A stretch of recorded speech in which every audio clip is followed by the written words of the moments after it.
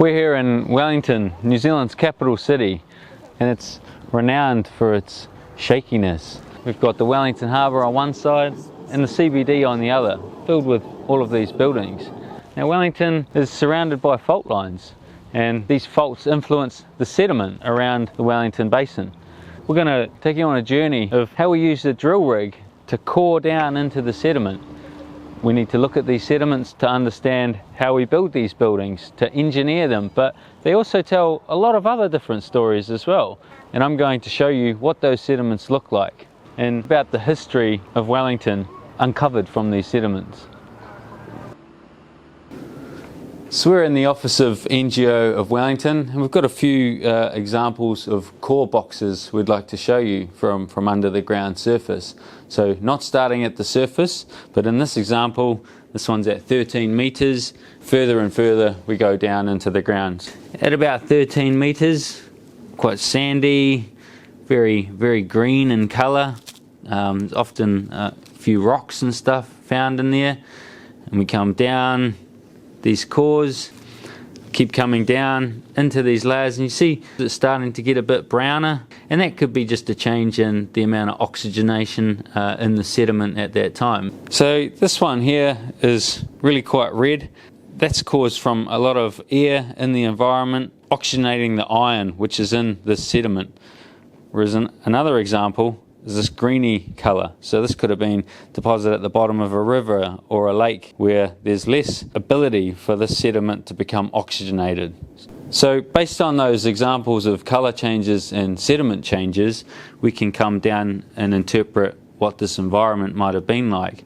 So for example, this might have been more like a river or a stream, or this might have been like an overbank adjacent to the stream. So the stream is diverted off course and gone somewhere else. And then all of a sudden we come to this finer white layer. And when you analyze this under the microscope, you can actually see lots of little glass particles. And they are airborne transported particles that have made their way all the way from Taupo volcano 25.5 thousand years ago. So this is the super volcanic eruption of Lake Taupo, and it's the world's youngest super volcanic eruption. So the total volume of rock erupted out of the ground equates to something like 1,100 cubic kilometres, which is just flabbergasting. I've recently been to the Chatham Islands and seen it in deposits in the soil adjacent to the road there.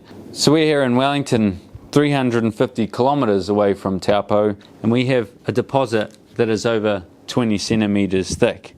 So this 20 centimetre thick deposit of ash would have slowly built up and had an impact on the organisms living around the time, whether that be in the soil underneath or on the plants as the ash came through the forest. This impacted the environment and vegetation and climate around New Zealand at that time.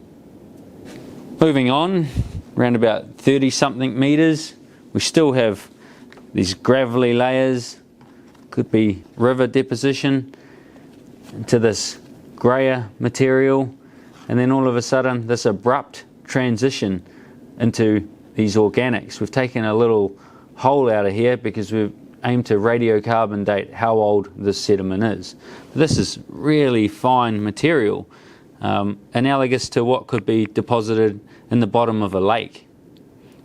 This sediment can contain broken leaves, twigs, pollen. We've got more lake material, and you come into this abrupt transition to where it could have been a more oxygenated environment again into a riverine system. Okay. Had you ever thought that in the bottom of Wellington was once this big lake? So we've jumped across to a new box. This one's down to about 65 meters. This is really sandy and green, really coarse. So the environment maybe somewhat like a river, high energy, more coarse material, and then all of a sudden we have this quite pinkish layer. And we've also analysed this under a microscope, and this is more volcanic glass. So this is about 40 meters lower than the other eruption, the Urunui eruption, and this is actually the Whakamaru eruption. This produced a volcanic glass tephra and is around about 345,000 years ago. The age of this eruption is a unique time marker and can tell us about what the overall Earth's climate was like at that time. We know that in terms of the global scale, there was actually a colder climate. But after the eruption, we know that the overall global climate started to warm. So we can see evidence of this in this lake material coming in here. Going up the core again, we've got evidence of peat formation, so it could be traces of pollen and particles in here. And you even come across and you can see a fragment of wood in this sediment here as well. The difference between this colder climate to this warmer climate here equates to around about a 6 degrees change in global temperatures. 5 or 6 degrees is enough to change sea levels by around about 120 meters, and it's enough to change the global climate from a glacial period, an ice age, to a warm period, an interglacial.